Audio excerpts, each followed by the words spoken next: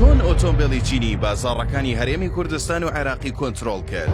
ئەم ڕۆژانە هەر ڕێگە و شەقامێک سەیر دەکەیت ئۆتۆمبیلی چینی دێتە پێشچاوت، چونکە لە ماوەیەکی زۆر کەمدا ئۆتۆمبیلی چینی بازاڕەکانی هەرێم و عێراقی بە لایەنی زۆرەوە کۆنتڕۆڵ کرد و ئێستا یەکێک لە گەرمترین پرسەکانی ڕۆژانەی خەڵک باسی ئۆتۆمبیلی چینی و براندەکانی دیکەی ئۆتۆمبیلە. بەڵام پرسیارە سەرەکیەکە ئەوەیە کە ئەم جۆرە ئۆتۆمبیلانە چۆن توانیان بازاڕەکان کۆنتڕۆڵ بکەن و بۆچی لە هەرێمی کوردستان ئەوەندە خواستی لەسەرە. پێش وەڵامدانەوەی پرسیارەکە با بەرچاوڕوونیەکمان هەبێت.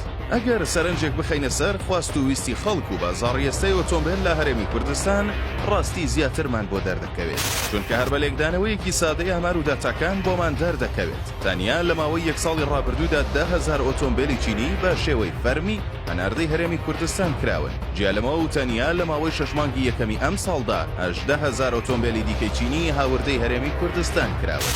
ئەم ژمارانەش تەنیا ژمارە فەرمی و تۆمارکراوەکانە کە لە ڕێگەی بریکارەکانەوە هاوردە کراون، چونکە بازرگانانێکیش بوونیان هەیە کە بە شێوەی ڕەش و لە ڕێگەکانی دیکەوە ئۆتۆمبیلی چینی بۆ کڕیارانی هەرێم دابین دەکەن. کەوایە بە دڵنیاییەوە ژمارەیەکی زۆر زیاتری ئۆتۆمبیلی چینی لە ئامارە فەرمیەکان لە هەرێمی کوردستاندا بوونیان هەیە.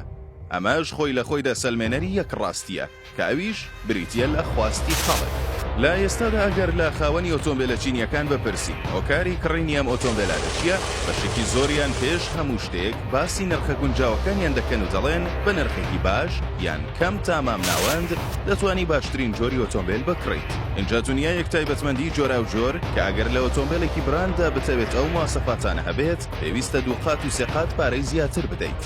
بوونی کەرەستە و ئەشیا و پارچەی ئۆتۆمبیلانە و هەرزان بوونیان بەشێکی دیکەی پەسەندبوونی ئۆتۆمبیلە چینیەکانە. جیا لەمانەش گەرانتی گۆڕین و چاکردنەوەشیان بەشێکی دیکەی و ڕاستیەیە کە ئۆتۆمبیلە چینیەکان بازاڕەکانی هەرێمیان پڕ کردووە. ئێستا ئێوە بڵێن چه ئۆتۆمبیلێک پەسەند دەکەن؟ ئۆتۆمبیلی چینی بە نرخی گونجاو، مواصفاتی زۆر، ئەشیا و کەرەستەی هەرزان و بەردەست و گەرانتی بریکار، یان ئۆتۆمبیلی براند بە دنیایەک ترس و کێشە و گرفتەوە.